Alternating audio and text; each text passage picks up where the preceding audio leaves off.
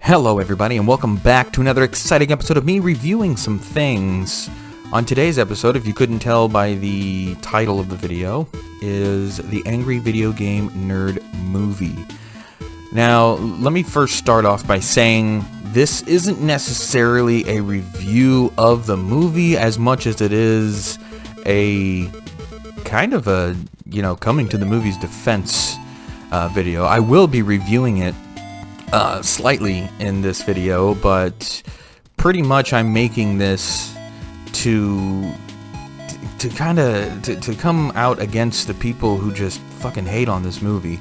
They hate on this movie so much, and I'm so confused. So let me start by saying, spoilers, number one. Number two, I loved it. I loved this movie. It's James Rolfe at, I believe, one of his bests. You follow the nerd and in his pretty much his everyday life. You follow him, and they're releasing this E.T. 2 game, and he's now being pressured to review the first E.T. game, which, if you watched his series, it was one of the only games he would never review.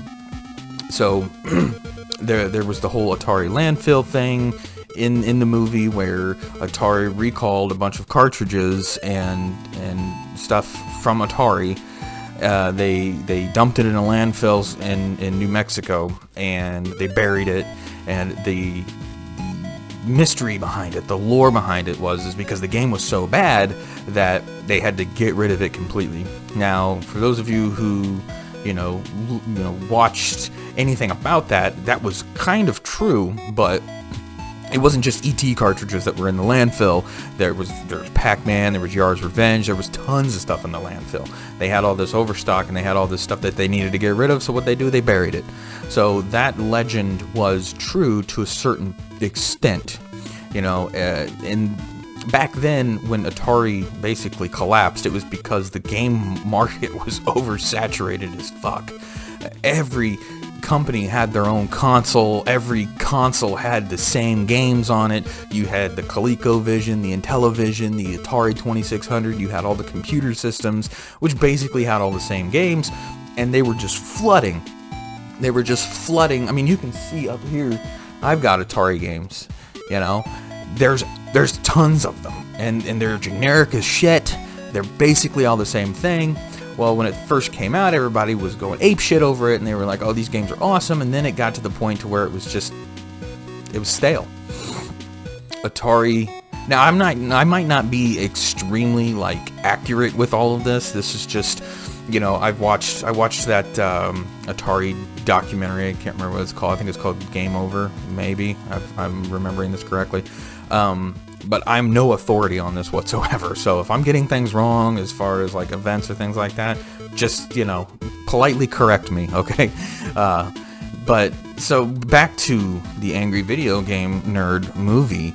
So you follow him, and basically he's going to the New Mexico desert to prove that there are no cartridges underneath the ground. There's nothing there, and he did agree. He said if they find anything, he'll review every single one of them.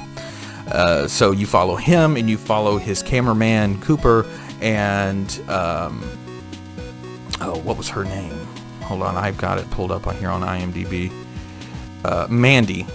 And so Mandy works for this company called Cockburn Inc., and they're the ones making E.T. 2, and they're trying to use the nerd to endorse it because they know that people play the games that he say are bad. So he's got this reputation of, he reviews the games, and then everybody goes out and plays it for some reason.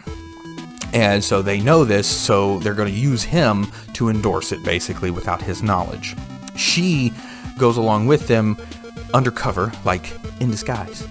And basically it's just their trip, it's their journey to this landfill, and then they find a whole bunch of other shit. They find out that E.T.'s real, they find out that the game is based on a real event that took place, and a whole bunch of extra stuff, and it just happens. And so The thing I've seen the most about this movie is I see reviews on YouTube, and a lot of the reviews on IMDb talk about how much it sucks. Now, they all complain about pretty much the same stuff. They're saying, well, this just it was too much. It just kind of strayed away from the original nerd format. I've even had people complain about the miniatures. I've heard people complain that they used miniatures and it looked fake, and it's like, people have to understand that this is where James Rolfe comes from. His favorite things are, monster movies and horror movies, and like he likes the Godzilla movies. So in the Godzilla movies, they use miniatures all the time, and he's drawing inspiration from that. And of course, let's not forget, he funded this entire thing, with the Kickstarter. I believe it was Kickstarter, and he got way more than his initial budget because he wanted full creative control, and he got full creative control. So it's like, this is everything that he wanted it to be. Now, a lot of people complain that when they, read a bunch of things that he was talking about, how he was always pressed for time, always pressed for time, always pressed for time. And you also have to understand that this is his first feature film. Now, he's made films in the past, and he's made tons of them, home movies and his own, independent films, but nothing on this scale ever before. So you gotta kind of think about that before you go into this film with high expectations. Now, everybody, I've seen people also say that, oh, I just kind of think it would have been better if it was just a long, one of his normal episodes, but just, a little bit longer, and that's just stupid. Okay, that's just stupid. You wouldn't want to sit there for, how long is this movie? 1 hour and 55 minutes. To have one game review for 1 hour and 55 minutes would get boring. And how much could he really do in that 1 hour and 55 minutes if it's just a, roided up AVGN episode? There's only so much he can do. People are like, oh, well, this doesn't feel like the normal nerd thing, and that's because they're taking his character and showing what he's like when he's not doing the reviews. Because in this movie, his character is a real person. The nerd is a real guy, and now you're following what he does outside of the reviews as well. Where does he work? What does he do? Who are his friends? Things like that. Another complaint that I've seen about this movie is people talking and bitching about, oh, where's Mike Matei? Where's Mike Matei? You gotta remember also, Mike Matei played characters in the nerd episodes. He didn't appear in the nerd episodes by himself, as himself. I think he did one time with Lethal Weapon, potentially, but not enough to sit there and say, oh, he's a regular character, why didn't you use him? Because he played different characters. He played, the Cowardly Lion, he played the Joker, he played Chop Top, he played, it wouldn't make sense to add his character as just himself, because Mike Matei wasn't in the nerd episodes. He wasn't as himself in the nerd episodes, so it wouldn't make sense. Instead, you get this guy Cooper, who's his cameraman. A lot of people complain about that. They're like, this doesn't make any sense. It doesn't make any sense. In the movie, he even stated, the nerd stated that he normally does these videos by himself. So obviously Cooper is a character who, I'm pretty sure he works with them at Game, what is it called, Game Cops. He works with him there, and it's one of those things where it seems like he's an understudy in a way. And it also alludes to that when he's talking about his videos, Super Rad Video Game Dude, I think is what it was called. And so basically he's learning under the nerd. The nerd is guiding him and teaching him. So his presence in the film isn't ridiculous. It's not, oh, it's just, it doesn't make any sense, I know what people say. But I don't know. I just feel like people go into this film expecting something that doesn't make sense. You know, it would be like if you went in, like, you would go into the Avatar movie and expect to see Power Rangers. It doesn't make any sense. They're not the same thing. It doesn't. So what they're trying to see, they're like, oh, well, we thought it was going to be this, when his track record hasn't alluded to that at all. Like, none of his films, none of what he was doing, like, alludes to this giant, you know, Hollywood-esque style production that everybody was upset that it wasn't. So, let me make another point here. So, one of the things I hate the most about these reviewers and these people reviewing this film is they all say the same fucking stupid thing. They all start by saying, I'm a huge fan of AVGN.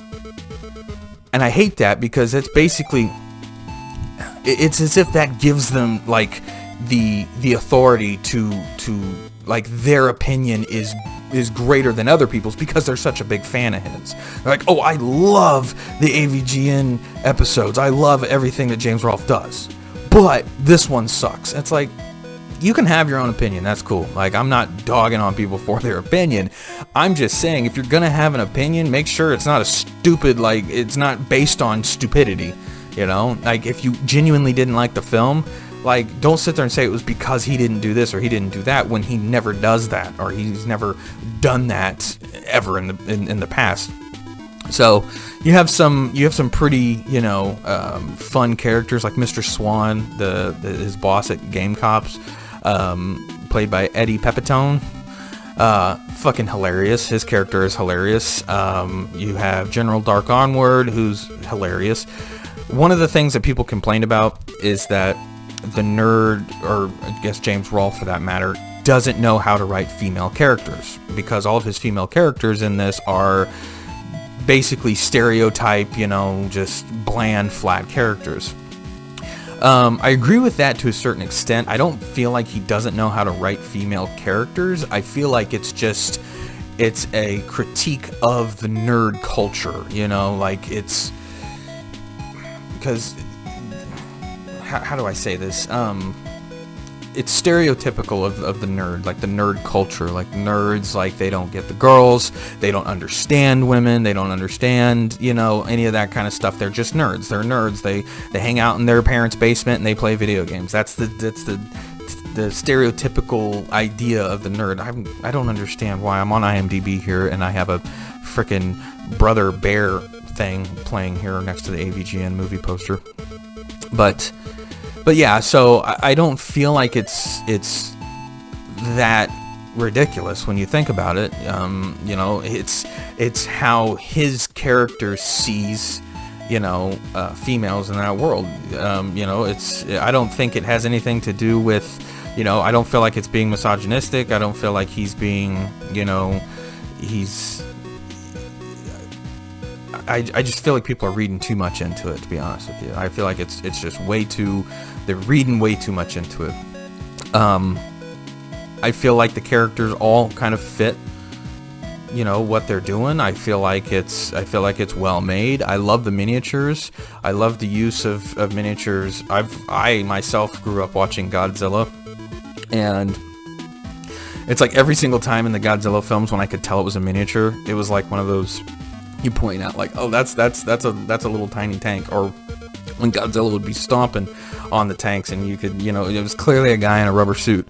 Like, what else were they gonna do? Like, CG wasn't a thing back then, you know. So it's like, he did use there was a lot of practical effects in this movie. A lot of practical effects. There was a few, you know, enhanced effects with some of the stuff, like the explosions or like the lasers and things like that. But even E.T. in that was a puppet, you know, and I appreciate that, because that's where he comes from. He comes from the world of practical effects. And this is what you should expect from somebody who comes from the world of practical effects, is to get practical effects. I am a big supporter of practical effects. I don't mind CGI when it makes sense, but in newer movies nowadays where people are just cramming it full of CGI, so much so to the point to where like, one of the things that sticks out to me is in the movie Rambo, the one, was it the fourth one, where he was in Burma? Like, all the blood was CGI. and it was like in the scene in the end where he stabs the guy that was running up over the hill. It was like in the end scene, and he like slices him. It's so fucking stupid looking. Like they couldn't make that practical. Like why? Like it just. I get that CGI is you know, faster and I guess cheaper, but come on.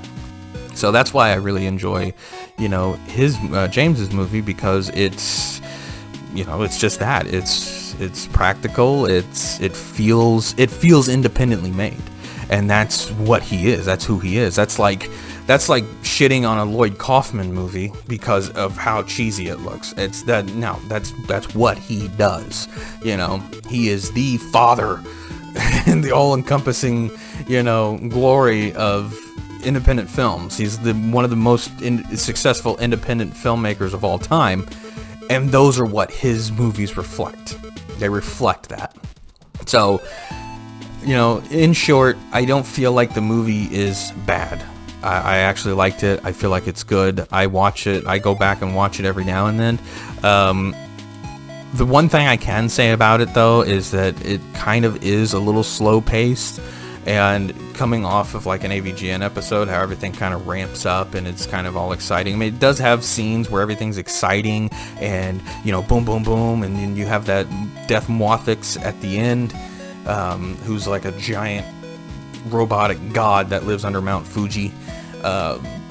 It's all ridiculous, but it's fun. It's fun ridiculousness. Like, you never know what's going to happen in the next scene. One scene, he's, you know, chilling out, you know, in his bed. The next scene, there's zombies everywhere, and then there's an ET, and, you know, there's giant god robots and things like that. So it's basically all of his, from what he could make and build off of the nerd character, it's everything in that realm that he enjoys, and that's why I enjoyed it, because, you know, you get to see his vision. And, you know, yeah, a lot of the times he said he was pressed for time, and a lot of the times he was talking about, and a lot of people say he doesn't have any time management skills, and that might be true, but it's also, you got to think, this is a kind of a new territory for him. You know, it's a new territory that he's never really stepped foot into before.